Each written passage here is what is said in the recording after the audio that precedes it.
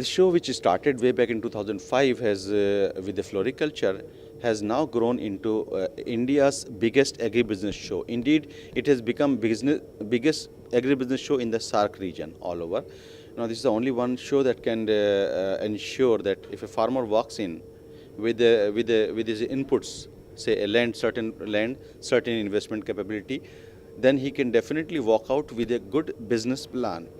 Right from whether he wants to grow fruits or vegetable, or whether he wants to grow flowers, or whether he wants to go for animal farming or dairy or fisheries or goateries, or he wants to go for food processing, set up certain food processed food material, whatever they want to do, almost the entire input and technology required for that will be available. Similarly, this is a show for those farmers who are producing food. For example, somebody is making chips, but then he cannot find very good market. What happens is, if the farmers bring in their material, food material, what they are manufacturing, there are bigger companies and there are wholesalers and distributors from other states or nearby countries. They all come, and therefore the farmers can form linkages. So one way they are told how to produce, at the same time in the same place they will get the market as well. So it's a kind of complete agribusiness show, and we are expecting about 50,000 farmers this year. Last year it was more than 35,000 people visited.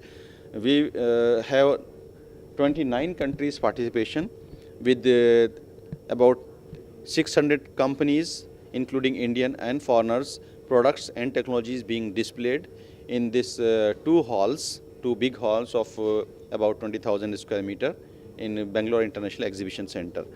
And it also has a conference on agribusiness, where we are going to focus primarily on the knowledge of cold chain, about the government policies and the support system available, about floriculture, that is a modern art of growing fruits and vegetable, whether even in terms of water cultivation or greenhouse cultivation. All these things will be displayed over there for the benefit of the farmer. It starts on 22nd morning and it will continue till 24th evening, that is 3 days.